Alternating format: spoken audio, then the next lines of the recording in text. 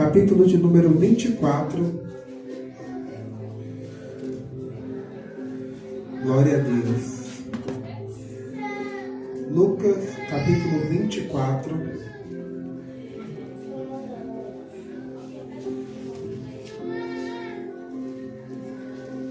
Graças a Deus.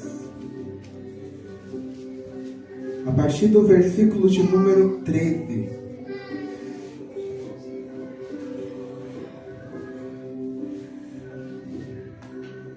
O projetor não quer ajudar, então hoje vai todo mundo usar a Bíblia. Evangelho de Lucas, capítulo 24, a partir do versículo de número 13. Amém? Falando? Glória a Deus.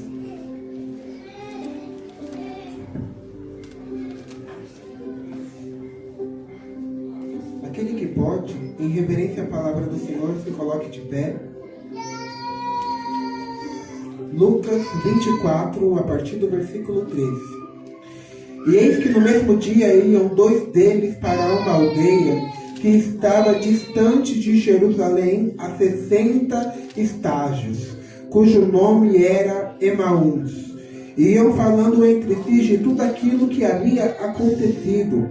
E aconteceu que, indo eles e fazendo perguntas uns aos outros, o mesmo Jesus se aproximou e ia com eles.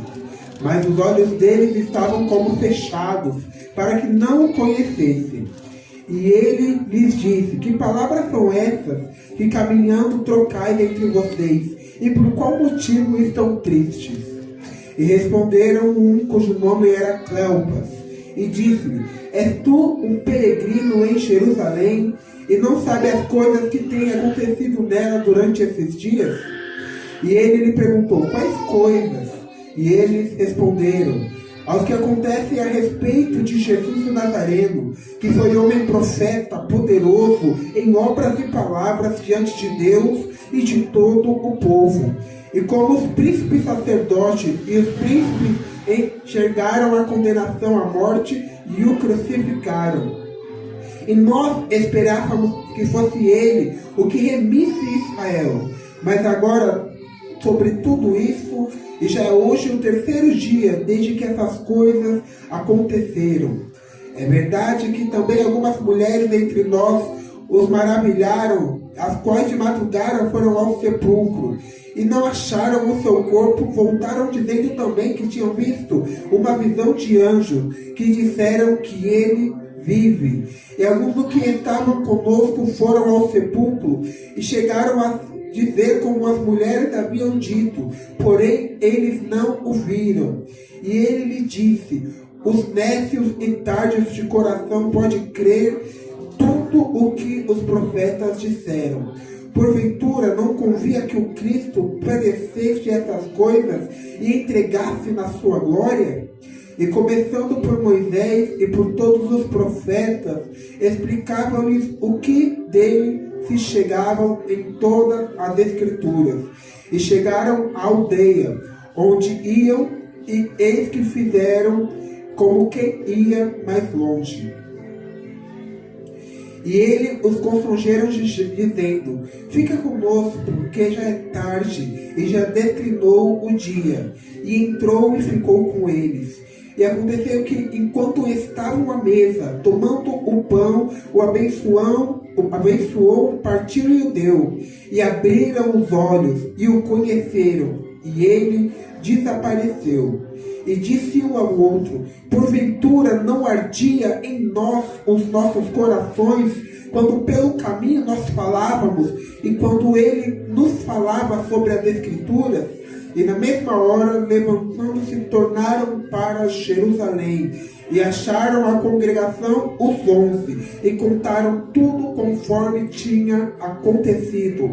E diziam: verdadeiramente ressuscitou o Senhor, e já apareceu a Simão. Amém? Você que pode, assente-se ao seu assento, dando glórias ao Senhor Jesus. Meus irmãos, essa palavra é super conhecida e eu não vou me tardar nela. Mas o nosso irmão Lucas, este tinha por si uma inteligência que os outros evangelhos não falam. Se a gente olha para o evangelho de Mateus, ele é mais voltado para a história. Se a gente volta para o evangelho de Marcos, ele é mais voltado no que ele ouviu que as pessoas falaram. Se a gente vai para João, o evangelho é mais voltado para o amor, para o carinho. Mas Lucas, ele é mais técnico. Lucas, como muitos conhecem, era médico. E Lucas, por ter a sua ciência, ele tinha uma técnica nas palavras que os outros evangelhos não falam. Logo, ele também se lembra de coisas que os outros evangelhos não falam. E este exemplo da ida a Emaús é uma desses acontecidos. A palavra vem dizendo que após a crucificação de Jesus, após Jesus morrer, se passar 3 dias, houve uma dispersão entre os seus seguidores. Quando falamos de Jesus, vemos que Jesus tinha com ele vários grupos. O primeiro deles era a multidão. E quem estava na multidão? Milhares e milhares de pessoas que estavam atrás de saber o que Jesus fazia, mas não queria compromisso. Logo após, o pessoal mais íntimo que a multidão tinha de 70 a 72, de acordo com a versão, discípulos, que já não eram mais daqueles 500. Daqueles 500, Jesus separou os 72 e os chamou de discípulos. Mais intimamente, Jesus tinha 12 discípulos que foram enviados, se tornaram apóstolos. Falando de mais intimidade, Jesus tinha 3 que ele chamava de amigos. E chegando mais íntimo, Jesus tinha um que chamava de irmão, que era João.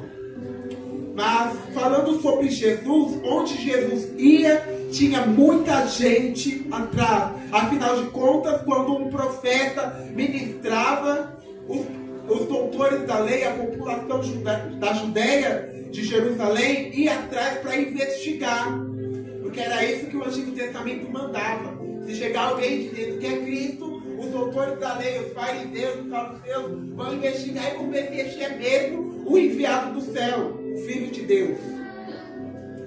Só que após a morte de Jesus, houve uma dispersão. Muitos se espalharam.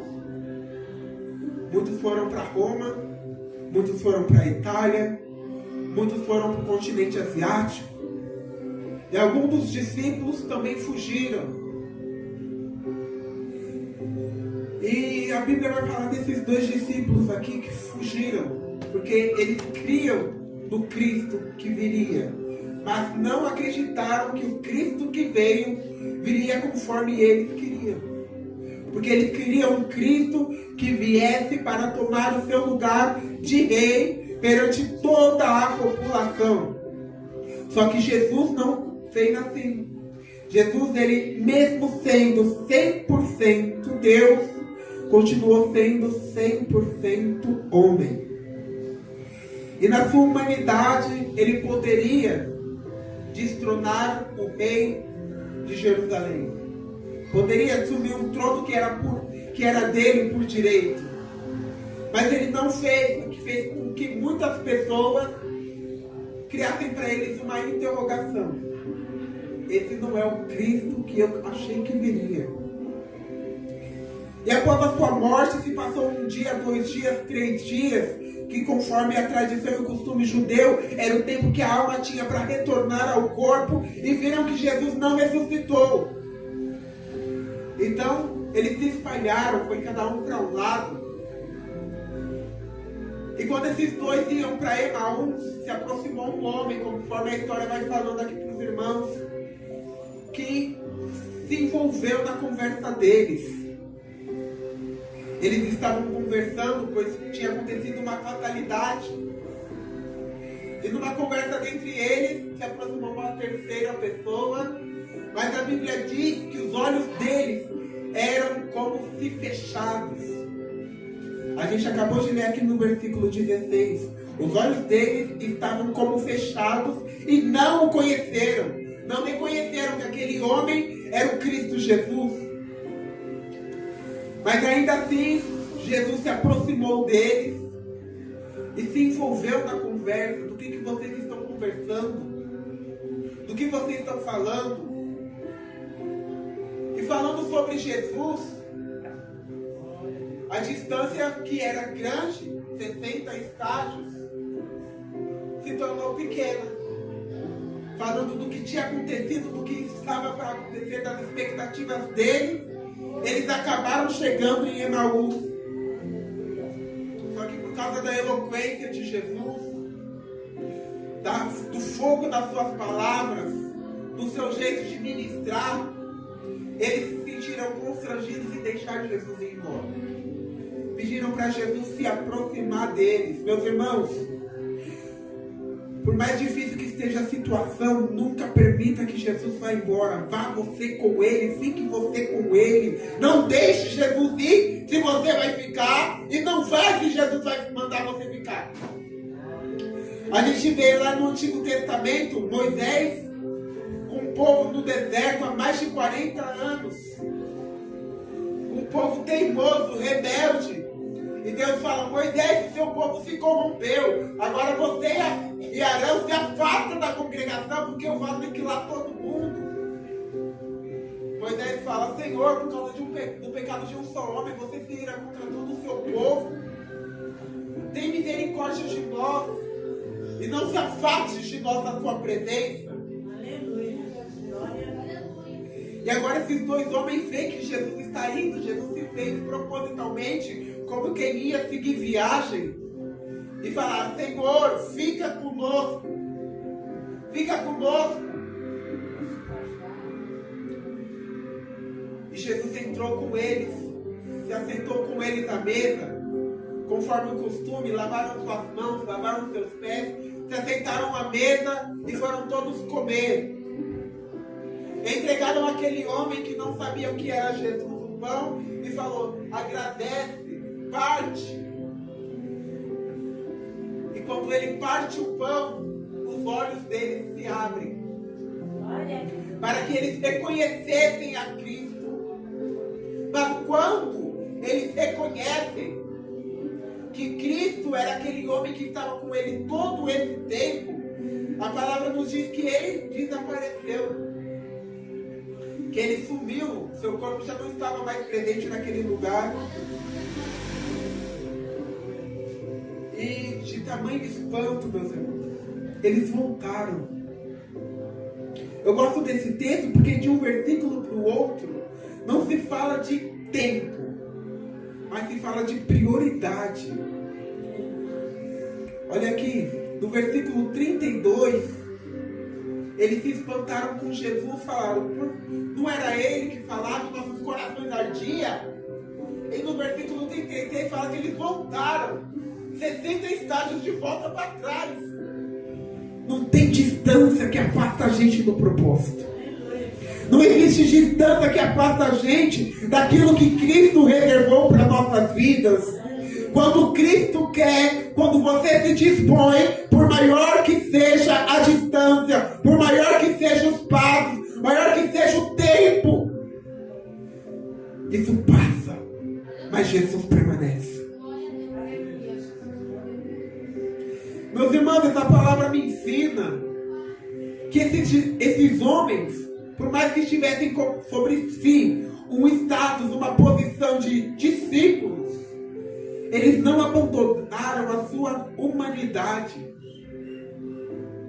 Porque na sua humanidade eles tiveram medo, na sua humanidade eles creram, eles tiveram esperança, mas quando o calo apertou, o instinto humano falou: foge, vai embora. Mas Jesus sabia disso. Jesus sabia que na sua humanidade você falou: meu Deus, eu estou cansado. Jesus sabia que na sua humanidade você falou: meu Deus, eu não estou aguentando. Jesus sabia que na sua humanidade você falou: meu Deus, eu estou exausto, minha cabeça está doendo. Mas Jesus não te abandona por causa da sua humanidade. Jesus não nos abandona por causa da nossa humanidade. Sobre esses homens veio uma coisa que vem em nós todos os dias e às vezes não temos coragem para admitir. Veio a vontade de parar. Deixaram o que Jesus falou para trás e foram embora. Sobre eles veio a vontade de parar. Só que a partir do momento que eles encontram a Cristo ressuscitado, é o momento que a mente deles se abre, que os olhos deles se abrem, é o momento que eles param para quê? Para respirar. Quando a cabeça está cheia, quando muitas situações acumulam na sua vida, você não tem tempo para respirar. E é perigoso a gente fazer que nesses 2 discípulos, tomar uma atitude de cabeça quente. Quantas vezes a gente, na nossa humanidade, tomou uma atitude de cabeça quente? Algo que contradizia aquilo que Jesus esperava de nós. Mas não por isso, não por um momento de fraqueza, Jesus nos abandonou. Pelo contrário, Ele parte o pão. Quando Jesus parte o pão, os olhos deles se abrem. Eles entendem que Cristo ressuscitou, que a palavra se cumpriu. E a distância que parecia grande não é nada, porque eles voltam para Jerusalém. Não sai da onde Jesus te colocou. Se Jesus te colocou no lugar A, fica no lugar A. Se Jesus te colocou para cantar, canta. Se Jesus te colocou para evangelizar, evangelize. Se Jesus te colocou para liderar, lidere. Mas não faça o que Jesus não mandou você fazer. Permaneça no lugar. Sobre esses homens, vem uma frase que eu acho linda. Eles pararam, eles respiraram, mas eles continuaram. Quantas das vezes o problema vem sobre nossa vida, a situação aperta, a gente para, a gente respira, a gente fica bufando, mas a gente chuta o balde. A gente deixa tudo para lá. E Jesus fala, não precisa ser assim. Esse ponto final seu, para mim, é só uma vírgula. Por mais que eu não vejamos futuro na situação, a porta fechou, não quer abrir de jeito nenhum. A doença se alastrou, não quer ir embora de jeito nenhum. O que para mim, para você é um ponto final, Jesus fala, desse ponto eu faço uma vírgula, continua. Meus irmãos, nos versículos finais aqui de João, fala que Maria Madalena e outras mulheres foram ter com Jesus do túmulo dele para levar incenso, para deixar o corpo perfumado. No final diz que os discípulos correram até o túmulo por não acreditarem naquilo que Maria falou que aconteceu. E chegaram lá, não descobriram nada, não tinha corpo, não tinha anjo. Veio a dúvida sobre os discípulos. Se veio a dúvida sobre discípulos enviados, apóstolos, vai vir a dúvida sobre a minha, sobre a sua cabeça. Vai vir o porquê, o ponto de interrogação. Por que está desse jeito? Por que é assim? Devia ser assado. Está fazendo assim, mas se fosse eu, fazia de outro jeito. Meus irmãos, continua na reta. Lucas capítulo 9, eu tenho falado muito isso esses dias. Jesus diz que aquele que lança a mão no arado, ele não pode olhar para trás. Aquele que lança a mão no arado não olha para trás, por quê? Porque quando ele olha para trás, ele perde o foco que é a frente. O nosso ponto final, que para Jesus é uma vírgula, vem sobre as nossas vidas, querendo fazer que a gente olhe para trás. Às vezes na sua cabeça vem a vontade de recuar e você fala com respaldo. Eu vou dar um passo para trás para enxergar a situação e dar 2 para frente, mas não é assim não. Jesus fala, continua. Jesus fala, fica em frente.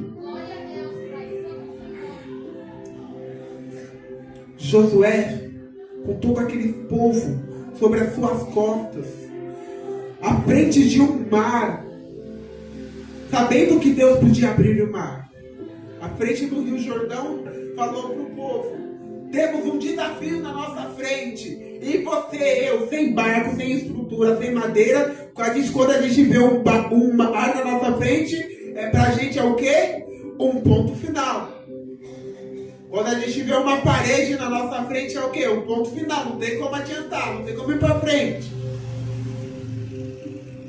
E Deus, na sua esplendorosa ciência, falou para Josué, por que temem? Por que vocês estão com medo?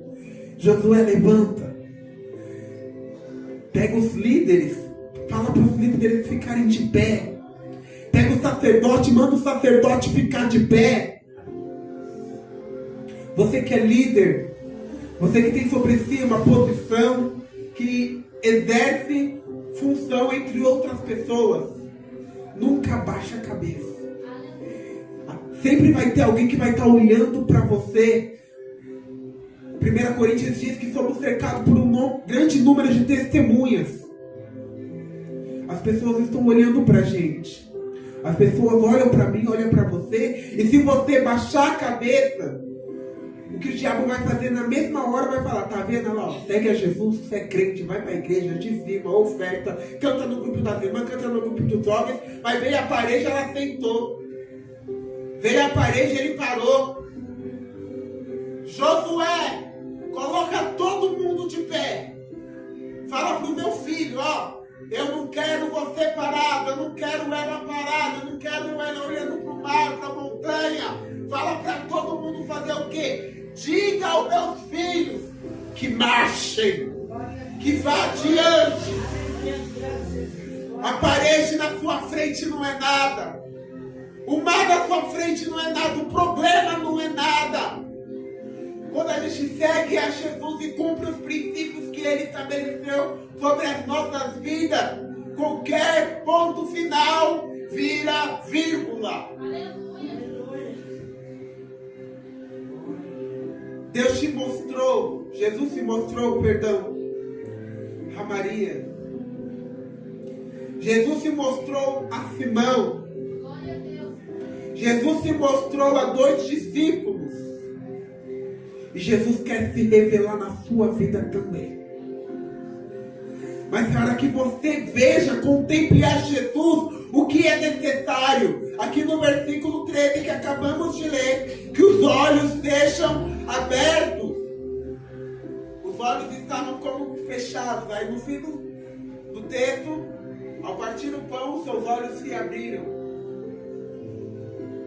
Quando você tirar os seus olhos do problema e olhar para Cristo, não vai ter problema. Quando você tirar a sua cabeça da preocupação e olhar para Cristo, não vai ter preocupação. Quando você tirar a sua cabeça da dor, da doença e olhar para Cristo, não tem doença. Meus irmãos, Deus é perfeito, Jesus é perfeito. Ele se revelou aos discípulos. Ele se revelou a Maria. Ele se revelou aos apóstolos. Ele quer se revelar a mim e a você. Para isso é necessário que venhamos a abrir os nossos olhos. Para abrir os nossos olhos precisamos reconhecer que Ele é. Que Ele é. E que Ele sempre será o mesmo. Como o nosso pastor falou, muitos usam a desculpa. A Bíblia não muda, mas a estratégia muda. Não, Deus é o mesmo. A situação mudou. O que era uma rua reta agora é uma curva. Jesus é o mesmo. Glória a Deus. A pressão alta virou problema de coração. Jesus é o mesmo. Glória a Deus. Aquele caroço virou um tumor, virou um câncer. Jesus é o mesmo. Para Ele diferença. O que Jesus quer é que você abra os olhos. A partir do momento que nós venhamos a contemplar aquilo que Jesus é sobre nossas vidas, não tem problema, não tem dúvida, não tem ponto final. Tudo vira vírgula. Amém? Que a igreja fique com essa palavra. Não vou falar mais do que isso, porque se eu falar mais do que isso, vou falar de mim mesmo. Eu agradeço a minha oportunidade e as palmas do nosso Senhor Jesus. Glória a Deus, aleluia, louvado seja Deus. Palavra maravilhosa dessa noite, né, irmãos? Que vocês tenham recebido com bom grato essa palavra, amém? Aleluia, louvado seja Deus. Está conosco essa noite, tem um jovem ali, Marcelo, né? É Marcelo? Glória a Deus, está nos visitando essa noite. Como a igreja recebe nosso irmão dizendo? Seja bem-vindo em nome do Senhor Jesus. Glória a Deus. Amanhã nós não temos trabalho, né, Cleber? Terça-feira, às 9, 8h30, tem oração e culto de intercessão, né, irmã Tati? E à noite, culto também, né? De oração também. Aleluia, louvado seja Deus. Quarta-feira ensaio do jovem, né? Aqui vai vir o irmão Júnior lá da sede, né? E quinta-feira, culto de libertação e cura divina, amém? Que Deus abençoe cada um de vocês aqui nessa noite, vocês que puderem estar aqui, aqueles também que não puderem estar, que Deus venha confortar, que Deus venha cuidar também, né? Louva a Deus por cada um de vocês aqui nessa noite, amém? Aleluia, louvado seja Deus. Esse é os recados que tem para essa semana. E os demais nós vamos passar na quinta-feira, amém? Glória a Deus. Aleluia, louvado seja Deus. Eu quero estar despedindo a igreja dizendo...